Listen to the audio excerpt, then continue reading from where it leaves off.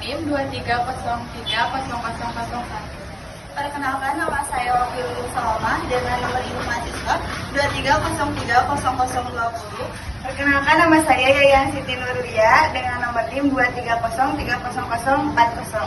Kami di sini akan memaparkan sebuah video mengenai kasus kematian Munir yang hingga saat ini belum terpecahkan.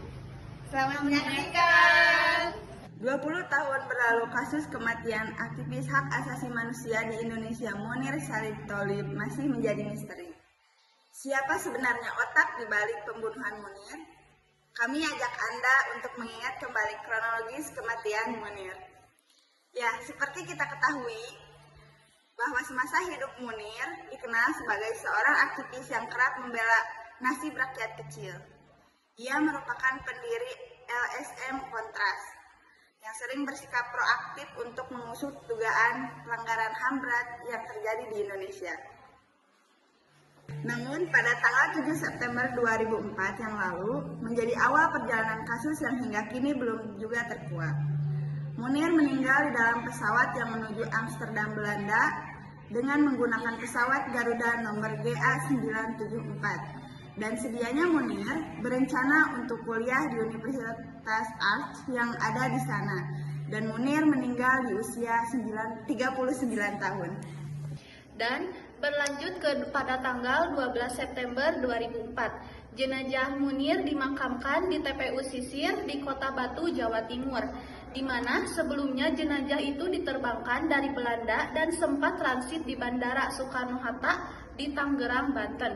Lalu selanjutnya pada tanggal 11 November 2004, pada tanggal inilah Institut Forensik Belanda membuktikan bahwa Munir meninggal akibat racun arsenik dengan dosis yang cukup fatal. Berlanjut pada tanggal 18 Maret 2005, di mana Mabes Polri ini akhirnya menetapkan Polikarpus Budi Haprianto, seorang pilot maskapai Garuda Indonesia, sebagai tersangka pembunuh Munir, dan ia pun ditahan di rumah tahanan Mabes Polri. Dan berlanjut ke tanggal 5 April 2005, Polri menetapkan ada dua tersangka, yakni dari kru Garuda, yaitu Oedi Irianto, ia adalah kru dari Pentri, dan juga Yeti Susmiarti, ia merupakan pramugari yang pada saat itu bekerja sebagai di Garuda Indonesia. Dan kita berlanjut pada tanggal 23 Juni 2005, di mana rekonstruksi kematian Munir ini dilakukan secara tertutup di Bandara Soekarno-Hatta, Tangerang, Banten. Namun, rekonstruksi ini dilakukan secara tertutup dan alasannya semata-mata demi kepentingan kelancaran dari jalannya proses rekonstruksi. Padahal istri dari Munir sendiri meminta agar rekonstruksi tersebut dilakukan secara terbuka sehingga bisa diketahui bagaimana proses rekonstruksi ini sendiri berjalan dengan lancar. Dalam kasus ini, nama mantan petinggi TNI Muhdi PR gak sempat terseret. Ia menyangkal punya hubungan dengan Polikarpus. Namun, pengadilan memvonis Muhdi bebas murni hingga tingkat Mahkamah Agung. Pada tanggal 12 Desember 2005, Pengadilan Negeri Jakarta Pusat menjatuhkan hukuman 14 tahun penjara kepada Polikarpus, dan ia dinyatakan terbukti melakukan pembunuhan berencana terhadap Munir dengan cara memasukkan racun arsenik ke dalam mie goreng yang disantap Munir saat penerbangannya menuju Singapura. Karena pesawatnya sendiri sebelum menuju ke Amsterdam, Belanda, pesawat tersebut harus transit ke Singapura. Kita berlanjut pada tanggal 27 Maret 2006.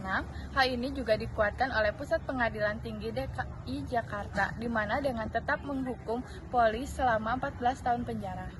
Dan tentunya ini ternyata justru berbeda dilakukan oleh MA, di mana 3 Oktober 2006, MA menyatakan bahwa Polikarpus ini tidak terbukti melakukan tindak pidana pembunuhan berencana terhadap Munir, dan Poli hanya terbukti bersalah. Selanjutnya kita ke tahun 2007, tepatnya tanggal 25 Januari, di mana Kejaksaan lantas mengajukan peninjauan kembali atas kasus ini.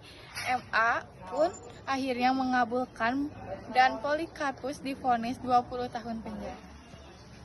Baik, selanjutnya pada tanggal 28 Januari 2010, Mahkamah Agung mewajibkan Garuda Indonesia ini memberikan ganti rugi kepada istri Munir lebih dari 3 miliar rupiah.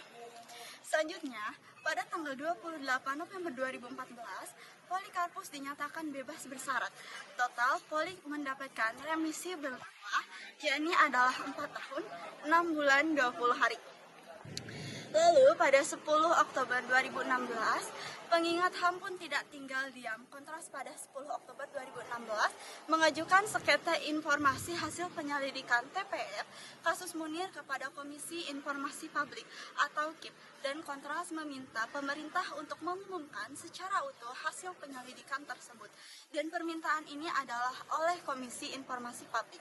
Selanjutnya di bulan yang sama, tepatnya di 13 Oktober 2016, Presiden Joko Widodo meminta Jaksa Agung HM Prasetyo untuk kembali mengusut kasus Munir, di mana kasus ini sudah berjalan ke tahun 2016. Berarti sekitar 12 tahun ini menurut Presiden Joko Widodo yang meminta Jaksa Agung MH Prasetyo untuk mengusut kasus Munir.